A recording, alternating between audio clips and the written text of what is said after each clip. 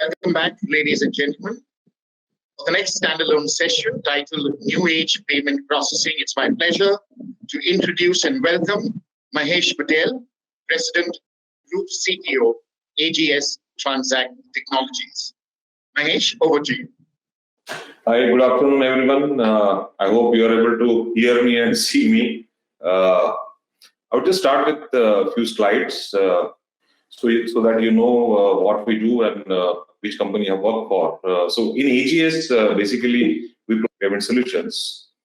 So these are some of the numbers to talk about. We manage about 70,000 ATMs in various models. We are into business automation. We have cash registers under our management that we provide to organized retail sector. We're in forecourt automation as well as transaction processing, which is the subject and topic of today, right? Our presence, apart from India, we are also operating in many of the Southeast Asian countries, and some of the logos that you can see who are our prime customers. In terms of infrastructure, we have presence across India with 331 service locations as well as 33 office locations. So the business architecture that we operate into, we have banking, retail, and petroleum verticals as well as fintech vertical, and the solutions that we have, which we use to service our customers, are transaction processing platform as well as service points, in terminals, POS machines, as well as merchant solutions and digital platforms. So if you see, we start from cash and we go right up to digital in terms of payments, and that's what our topic is going to be in next 8-10 minutes that I'm going to talk about. And for each of these solutions, we have domain expertise that our teams are supporting. So here we go for our topic. What I strongly believe is, our country is of wide spectrum.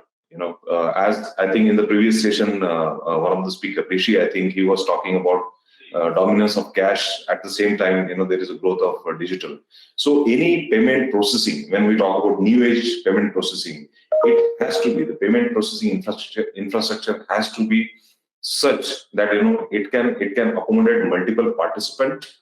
The architecture should support multiple participants in the host.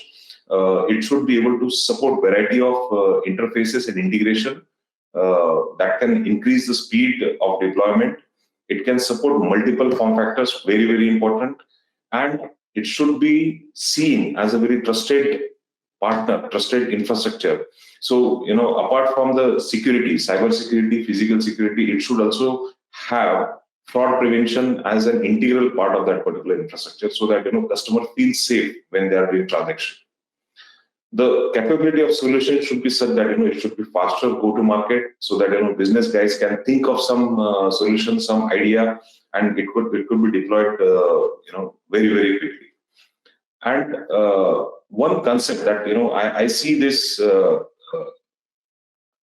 gap in the current market is acquirers don't own the customers. So the banks or the operators who are driving ATMs, who are driving POS terminals, and when the other bank customers are transacting on their terminals or their ATMs, it is up to issuer to service that customer.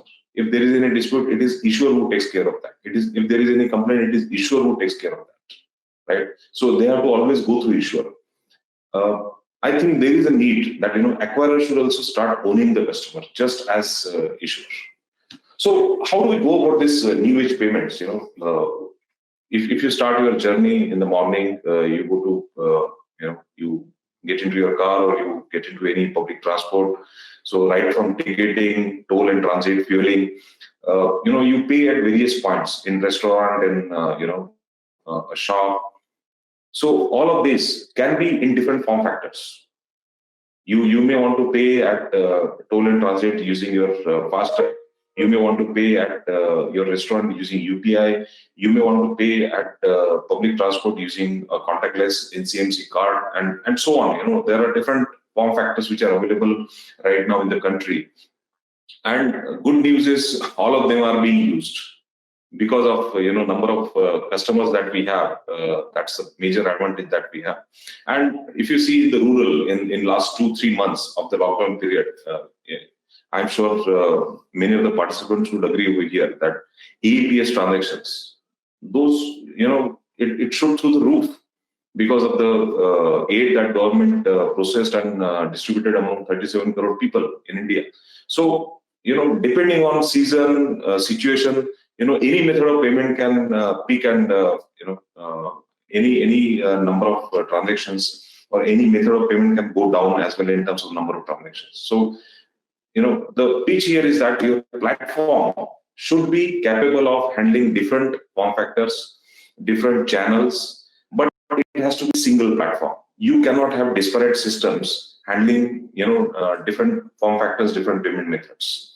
Because if you have one single platform, the integration, the customer experience can be built in such a way that your customer does not feel that difference between while dealing with different systems. At the same time, the institution who is operating that platform, there is huge cost save. There is excellent efficiency in terms of rolling out new solution, because customer may initiate transaction on one channel and finish that transaction on other channel. The example for this particular use case is the recent solution that we have launched, which is touch-free ATM withdrawal, where customer completes the transaction on his mobile phone, mobile app, and just scans the QR code on the ATM, and ATM will dispense the cash. So this ensures that customer does not touch the ATM, but his cash is out of the ATM.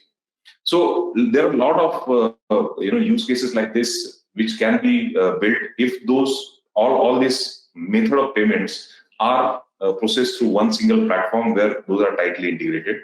And at the same time, this entire payment processing infrastructure is also tightly integrated back into fraud management system, a real-time fraud management system where each and every transaction is processed through fraud management system, so that it can create patterns, it can observe patterns, monitor transactions, and generate real-time alerts, or it can block the transaction if the risk is very high for that particular transaction, which is very, very important. And of course, we need to give 100% uptime. We need to aim for 100% uptime. For that, there has to be some active, proactive monitoring of the infrastructure as well as applications and transactions required.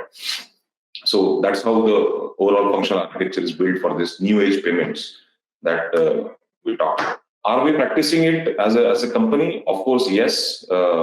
As you can see, in last financial year, different form factors, be it QR code, UPI, ATM transactions, card transactions, mobile wallet transactions, and so on. We process about 871 million transactions. I think few million short of a billion. And when we talk about online transaction, it is also very, very important that we take care of the offline cycle as well of the transaction, which is reconciliation and settlement. For that also, you need a very, very clean and clear suite of solution, which is again, coupled back with your online processing ecosystem, so that your reconciliation becomes near real time, your dispute resolution becomes near real time, and that's what we deliver back to our customers. That's it from my side. Thank you very much, Ivan. Thank you so much, Mahesh, for your thoughts and insights. It has been very enriching. Thank you very much. Thank you.